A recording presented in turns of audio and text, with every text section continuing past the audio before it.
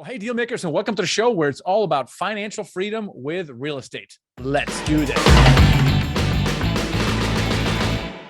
All right, guys, welcome to the show here today. I'm really excited about that. We're going to talk a bit about rising inflation and interest and how that's affecting our underwriting. I'm going to get Garrett on the show here in a couple seconds. And our guest today is Jonathan Wei. And his story is super interesting because he kind of partnered his way to syndications. The first few were all partnerships, and today he's doing his own deals. And even though English was a second language, and he's basically a total introvert, and here he is finding deals, talking to brokers, and raising capital. So we want to know how he did that, because there's some of you out there who are maybe a little shy, right?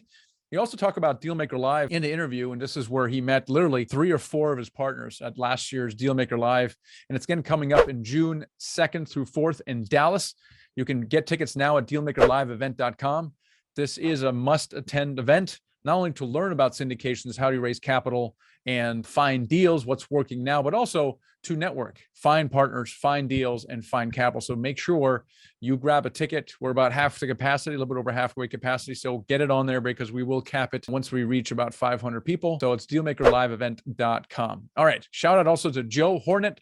He left us a review on iTunes. Michael and Garrett do a great job of encouraging a new entrepreneur. Love the show. I love it, Joe. Thanks for that. Appreciate it. I'll do a shout out to our first deal maker, Alex Escobar, right? He's a Dealmaker Mastermind member, uses the syndicated deal analyzer, and he did his first deal in Danville, Virginia, 26 units for $600,000. He did his second deal with 64 units across the street from the first one. That was $2.4 million. And he quit his job in early 2022, kind of like Jonathan did as well. So I guess Alex might be on the show here pretty soon. And he says it started with the yellow book. Like I said, he got busy with a syndicated deal analyzer, joined their Dealmaker Mastermind community, found his partner, and then have been doing deals together since. So congratulations, Alex, on quitting your job. That is awesome. Well, hopefully we'll find out more about your story. If you want to work one-on-one with one of our full-time syndicators, check out our mentoring program. It's at themichaelblank.com/mentor. If you want to accelerate your results, do bigger deals faster, scale, and avoid some of the bigger mistakes. If that describes you and you value mentorship, then check us out. We're the only program that actually guarantees that you'll do your first deal in the first 12 months. So we're really confident in what we can do with you. So check us out at themichaelblank.com/mentor. Schedule a call and let's explore if mentorship is right for you. I want to talk about Jonathan Wei here. Super interesting interview because he's working 56 hours as a CPA, looking for a way out of the rat race. Like so many people, they read the Purple Book and they buy a condo, right? They flip a house. But he did it. He bought a few condos in New Jersey. And then I was like, my gosh, I'm never going to replace my income with this strategy. And so he came across our podcast. He bought our syndicated deal analyzer and said, man, this multifamily thing I think is going to work. And then he signed up for our mentoring program that I mentioned earlier. And he worked with one of our full-time syndicators. And that was magical to him because he was kind of afraid of all this stuff. He didn't want to make big mistakes. He wanted someone to look over his shoulder. He also wanted to scale, right? And so he got into multifamily, and today he owns 498 units. He just quit his job in February 28th. And he's an introvert. He's super quiet. Maybe you recognize yourself in that. Let's find out how he overcame some of those challenges that he had and how he became a full-time investor. Let's get an interview with Jonathan Wei. Jonathan, welcome to the show today. Thank you, Michael. Very appreciate it. I know that you quit your job precisely February 28th of this year, which is super exciting. What was that last day like? The day that I always anticipated, and I always dream of the day to leave. And it was a very good day to feel like alleviated. Able to do my own business and be my own boss. That's awesome. How did your coworkers respond, or your family? Like, there's like, oh, it's pretty cool. Or were they curious, or what was their response like? I was surprised. Like, I know my boss was surprised that I was leaving because I've been there, for a while. My coworker was surprised, and they thought I'll be there for forever, basically. Yeah, that's interesting. That's so cool. So. Let's you go into the time machine and go back a little bit in time, because you've obviously been working on this for a little while. But what happened a while ago when you decided that you want to get into real estate? Like what was going on in your life where like, man, I want to make a change? Like what precipitated your investigation into real estate? Yes, that's a great question. When I was working in New York City on Wall Street as a corporate tax director, I realized that I need to achieve financial freedom through something that I really love and I'm passionate about.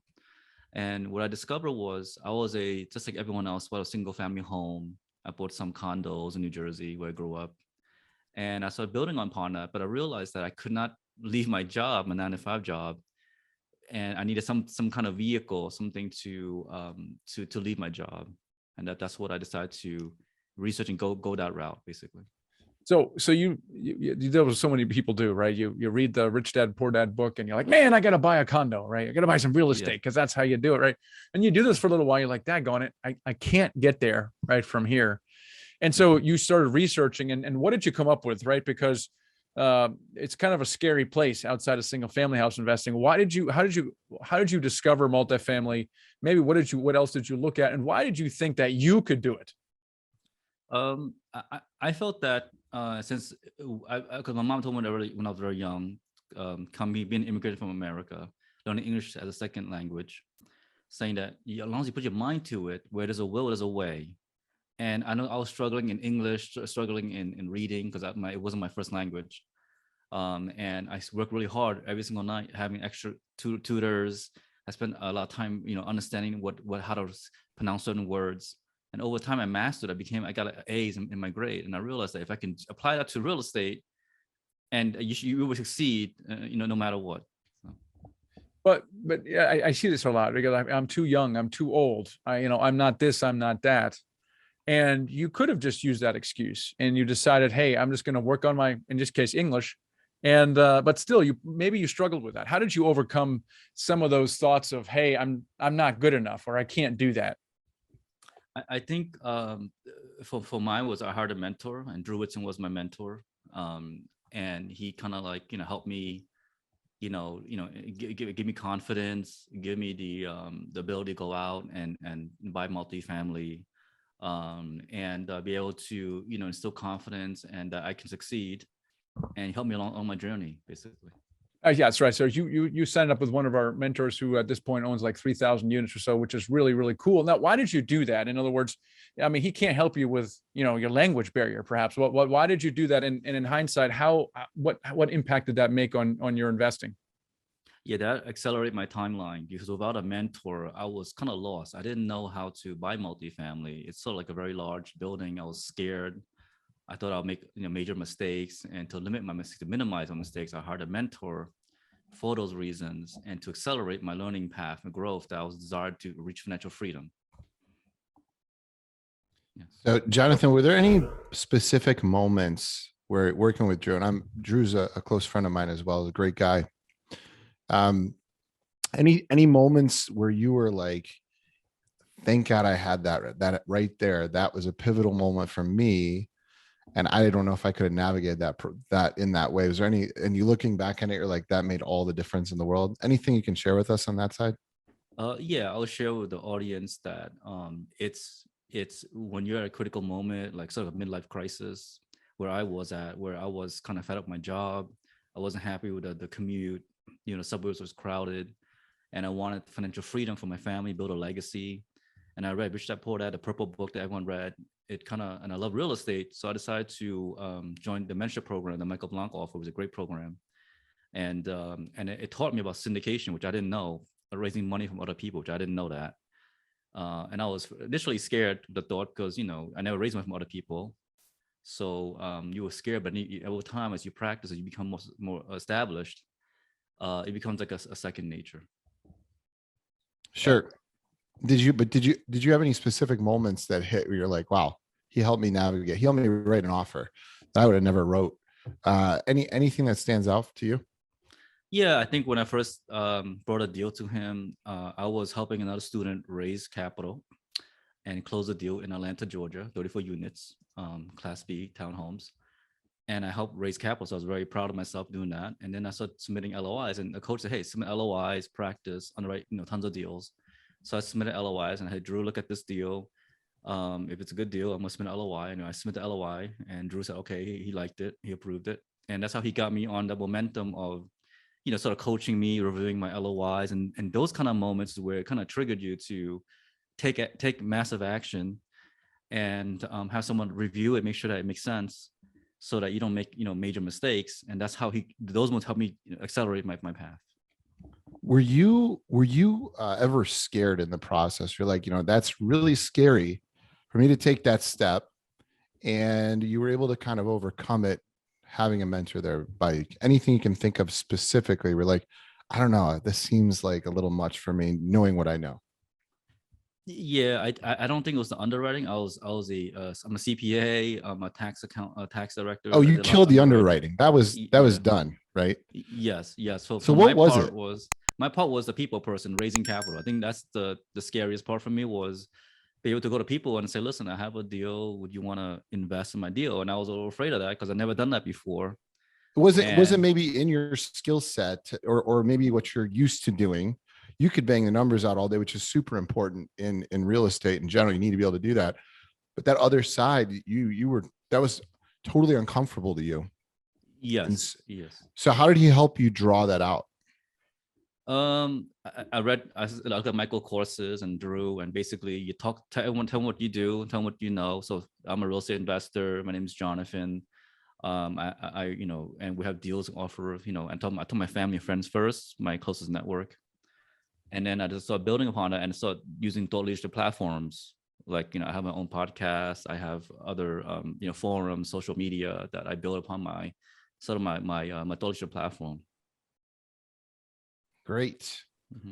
Yeah, So you just that's tough though, because right, I mean, yeah, like just overcoming your, your kind of your anxiety to speak to other people, right? And so, you know, that- I think I like you to talk a little bit more about that, because there's a lot of people listening to it right now where have the same thing. Like, I'm more of an analytical numbers person, and I'm a little more introverted, and just the idea of talking to other investors is like, man, I'm really uncomfortable with that. So what advice do you have? Think back, a year or two when you're in that same position. How did you overcome that? I would say just start talking to people as you normally do. Be genuine, be natural. Don't come across like a salesperson. That's important.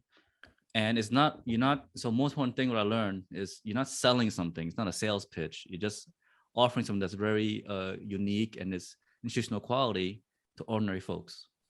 And I think once you understand that concept and you educate them on that principle, then they'll come invest with you. It's just that they are afraid in the beginning. They never heard of it. They don't know what is syndication and where does it put money in a deal until you educate them. It's education process, basically. I love that. That's probably the best way to get in, right? If you're not sure, is that you're just educating people. But one other point I think that comes out of this is sometimes people that we always talk about, hey, do what you're good at or what you know the most, but and find someone else that's complementary. And that's a good strategy. But at the same time, stepping outside your comfort zone and still learning, I always advocate to learn enough on the other side of the fence to be dangerous, because you really need all of it. Whether you do it or whether someone else does it, it has to happen in order for the business to come to fruition. And so you can't just get stuck behind a wall with that fear in place that I could never do this. Because I'm sure there's people out there listening right now that are having that problem. They're like, if I just found the right partner, I just found the right this, there's still limiting belief. There's still these components, whether you hire a mentor and you use that as your way to get that side done, or whether you read books and figure out what that is, it still has to happen regardless of how you feel about it. It doesn't matter. That's just what it is. And so I love that you were able to overcome that, despite probably knowing that this isn't my strength. Your way to overcome it was to hire Drew Whitson and make that a priority so that you actually got done. And then I've had similar instances where I've come in, I wasn't strong in accounting. I knew my whole life. I was like, I'm not great at this. I hired a consultant, same way. They taught me accounting. And now I know enough to be dangerous in order to make the business run the way it should. And I think that's something that needs to be said in general, is you can't just ignore the fact that it needs to get done. You just have to figure out what's the best version of that inside of my business, whether I'm doing it or somebody else. Mm-hmm. Yes, that's true. That's true. Let's talk about your first deal, because I think your first deal, you actually sold that one recently as well. So it's a super interesting deal, right? So talk about how you found it. Sure. This is a very interesting story. So this is my first led syndication deal. My first deal was in Atlanta, Georgia, with Cheryl Gervey. I helped her on that deal. But this deal is my own deal, where I basically talked to many brokers, which I was instructed to talk to a lot of brokers, make phone calls, and tell that I'm looking for an apartment building. I was looking for, at the time, 50 units to maybe 60 units, being my first deal. And he said, you know what, I got 2 off-market deals for you, Jonathan. He called me up that day. I was very excited. I was in Atlanta, Georgia. And then I said, you know what, Chris, when I get home back to Dallas in Sunday night, I'll look at it and I'll let you know quickly. whether I want to put an LOI or not. And I underwritten it, and then I spoke to Drew and said, you know what, this looks like a really good deal. It's in Oklahoma City. It's right on the highway, and it's a really good price point. It was like $1.8 million for a 56 unit and an office. And I said, if I can get for that price point, I think we'll do very well in this apartment building. And so I submitted an LOI, and luckily the seller was accepted my offer, and we got it under contract. So you're skipping a few steps here, Jonathan. And one is, so you got this from a broker that you met in Atlanta. How did you get him to take you seriously? I think I looked online. It was either LoopNet or one of these. I just kept calling brokers online in Google, and I just spoke to him on the phone one day after work, and I said, listen, I'm looking for this, my criteria, Class C, maybe 50 to 60 units, value add, Oklahoma City. And he took me serious because I said, listen, in all my life, whatever I did, I was successful. I got my CPA license, right, in the state of New York. I have a master's degree in taxation, right, from a very good school. I'm the number one guy in the tax department, report to the CFO. I said, I know that if I could apply my disciplines in multifamily, I can buy from you many, many deals, and you can be rewarded for that. And he believed in me, and so he gave me a lot of off-market deals. And then that's how I got the trust from the broker. But why do you think that was, right? Because you get these brokers get a lot of calls from people, like anyone, they get a bunch of calls, right? And they try to figure out in their head immediately, is this guy a tire kicker, or is he going to act, is he trying to take him seriously? What do you think it was when you first called him? Was it just pure luck, or is it something you think that you did that made him trust you a little bit more? I think I just told my professional background, how I came as an immigrant. I told my story and how I worked really hard. And I became, basically the head of tax of a very large firm. And I succeeded. So he believed in my story. He believed that, my values, and he believed that I am true to him. I'm not a tire kicker. And if I say I'll buy the deal and I'll give you another way, I will do that. So he trusted me, and I did do that. And that's how he established a relationship, and he tried to give me more deals. So that's how I initially got him to trust me. And also, when you said, hey, I'm gonna get back to you on Sunday with the underwriting, you probably got back to him on Sunday with the underwriting. Yes, I got back to him, and we submitted that night, and I think that week he kind of touched the owner who was traveling, and we got the deal. That's awesome. Now, I know you raised some money with Cheryl. You partnered with another one of our mentoring students and helped her basically fund that one. So you raised a little bit of money in that deal. How much money did you raise for the second one? And because this was your own deal, how much money did you raise for the second one? And the related question to that is, were you able to expand your ability to raise capital? For my own Oklahoma City deal, I raised $750,000. And how I did that was very interesting, Michael. Very good question. For my family and friends, probably like half of it. So my good friends I knew for 20 years, my neighbor who moved from New York City, lives in Dallas, who has an online business, my uncle, my relatives. The other half was Dealmaker Live. That elevated my success because I met some people there who were young and hungry and wanted to do the syndication like me. And they agreed to partner with me, and then they brought in investors from California, that's how we raised the full money. It was a kind of a joint venture with people that you met, Dealmaker Live, which is our event that's happening again in the summer, June 2nd through 4th. So you met a bunch of other guys there, or gals, and you guys created a joint venture, and you did this deal? Yeah, what I did was I did it a syndication. She just became help me do some marketing, some due diligence, and some capital raising. Yeah. She brought her family in, and then we raised all the money, and then we closed on the deal. I love it. Yeah, and so this just shows. You strike me a little bit more an introvert, but you got to get out. You got to get out of the house, and it was probably not easy for you to get out, and you did it anyway. And then you meet these people, and you're like, man, this is pretty cool. And then together you pulled this thing off. So you raised half of it yourself, which is pretty cool, yes. And the other half through others, which is awesome. And then from there, give us a kind of a quick rundown of some of the units that you bought and how much money you've raised from there, and how were you able to scale your capital raising? Yes. So then the second deal I bought was Oklahoma City, 72 unit deal. I think it was like $3 million, and I raised 1.2 million like in 1 or 2 weeks. Wow. And that was a pretty phenomenal. And I did that through partnering with another person who I met at Dealmaker Live.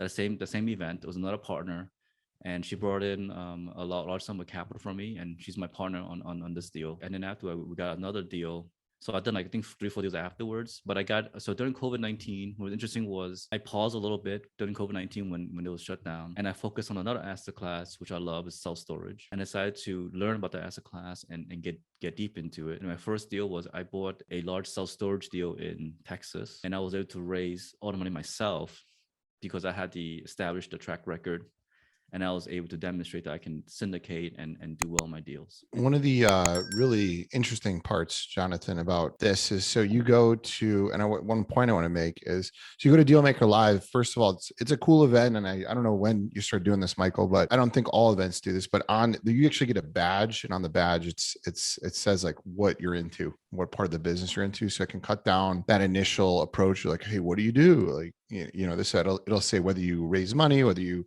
find deals. It's a cool feature, and it just allows people to quickly get to the point, I think. And that's helpful when you're trying to build relationships. But one of the things you did is you built a relationship with somebody there. You did one deal with them, and because of that, it led to more. And so, when you get out of the house and you go to these events, could lead you down that, whatever that ticket cost was at the time. I don't know what it was, 700 or whatever, led you down a path to making who knows how much money, because that you do one deal with one person, you consecutively can do more with them as long as the relationship works out. In fact, that's how I ended up being partners with Michael and Drew in Nighthawk. We just tried to do one deal, and the deal didn't even work. we just did it. We ended up working. We're like, oh, we work well together. Let's continue this. We're kind of offsetting each other in these ways. So I really love that you kind of had that similar path, Jonathan. And I love that, you've kind of taken it. So what do you think's next for you in the current environment, and what are you looking at now? Yeah, I'm looking at building now. So instead of syndicating existing building, I'm looking at building now, where I think there's more value there, and I can get a cheaper price point to build.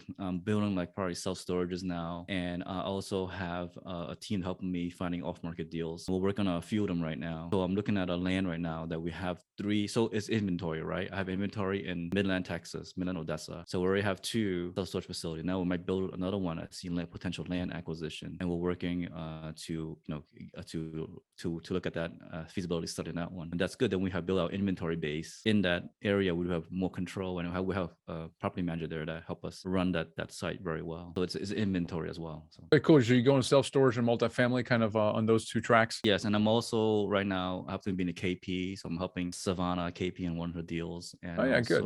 Yeah, another one mentoring students. Yeah, great. That's great. Yeah. Savannah Aurora, and also have another person who I'm helping, Olog, who wants me to help lead a deal and help him. He doesn't underwrite the deals. I said, okay, we can team up. We're from the same town, from New Jersey, so that's fine. I met him for dinner at Christmas, and also how other students I'm looking at helping out me at KP as well.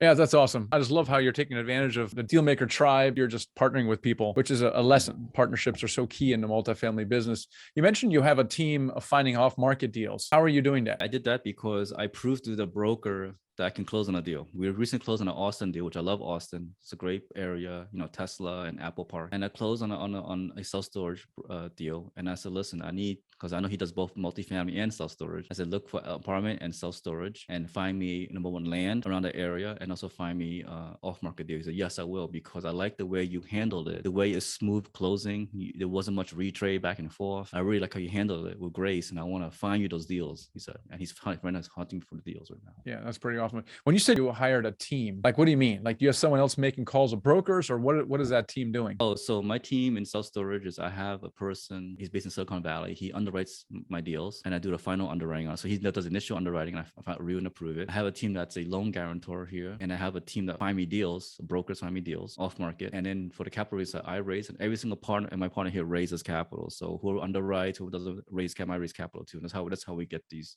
deals locked in. Are you a partnership? Do they vary from deal to deal, or do you have like your partnership kind of locked in? Yeah, it's generally locked in for self-storage, and then for multifamily, it depends on deal by deal basis. Yeah, that's pretty cool. Where do you see scale wise? Talk to me about, where you think you might go with assets under management, and also, team size, or anything that you're working on now to scale your business. I'm looking to scale to the next 1,000 units in self-storage by the end of the year. Looking to expand my multifamily portfolio as well. It's a little challenging this time time because interest rates and I think uncertainty is a little challenging. I think you have to feel it as well. So we'll see how that goes in the landscape. So we're doing all that right now, and we're scaling it out right now, my team. So. Yeah, that's awesome, man. It's impressive how far you've come, Jonathan. How can people connect with you? You can go to my website or just send me an email. My website is www.greystonecapgroup.com. So that's greystonecapgroup.com, or just they could even send me an email at info@greystonecapgroup.com. That's awesome. Yeah, I appreciate it. Thanks for sharing your journey so far. Like I said, it's been very impressive since we met not that long ago. Where you've gotten this, and your focus on partnerships. So, thanks for being here on the show today. Thank you very much, Michael. There's one major lesson I had to take away from Jonathan here, is don't let your weaknesses or shortcomings, real or perceived, stop you from what you want to do. He's a quiet guy, right? It was probably not the most comfortable thing for to be on a podcast. He's an introvert, super smart guy, but he's more of an introvert. And somehow he was able to overcome that, because you got to talk to people. You got to talk to brokers. Okay, you talk to investors. He was able to overcome that. The way he did it, he aligned himself with a full-time syndicator, a mentor, who basically encouraged him and says, man, you can do this. I don't care if your English is not your first language. I don't care if you're quiet. You can do this. Look at your career. And he was able to convince a broker to take him seriously as well. And so the key lesson is, don't be too concerned about who you are, who you know, how much money you have, or how much money you don't have. If you're old, you're young, you're tall, you're short, whatever, okay? It doesn't matter. It just doesn't matter. You got to get yourself in the right frame and say, I can do this. And so the question doesn't become, can I do this? The question becomes, how can I do this? And that's the right question to ask. I think that one simple way that I noticed that he likely has inside of his mind is, I've been successful at all these things in my life, and I can also be successful at this. He even said that that's what he goes to brokers with. I think people too many times are like looking at all the fear that's in front of them and oh, I don't know if I can. But look how many things you've done already. All of you've done some incredible stuff in different ways and different forms in your life that you can look to and point to that would allow you to move forward in this capacity as well. It's just about being resourceful and overcoming the hurdles that come in your way. And this is just the prime example. Like you said, he's like, listen, I've been successful at all these things. This is just another thing that I can be successful at also. Quiet guy, but man, sometimes when you're quiet, to me, it doesn't matter what you say anymore. I stop paying attention to what people say. I don't pay attention to what people do. And Jonathan, he's not Mitch a sayer, but he's definitely a doer. And so the question is, are you a doer? It doesn't change the strategy. It just changes the tactics. And that's one of them. And I think that really makes all the difference. So, and I hope you'll join us at Dealmaker Live. It's in June 2nd in Dallas. Easy to get to. It's at dealmakerliveevent.com. Also, if you're interested in investing passively, you're like, man, this is great what Jonathan did, but I don't really have the time or the interest, but I do have some capital to invest. I want to take some out of the stock market. We'd love to have a conversation with you at Nighthawk. Check us out at nighthawkequity.com. Click the join button and you can schedule a call with us and see if investing with us is the right way to do it. So hopefully we'll have a conversation soon and catch you in the next episode.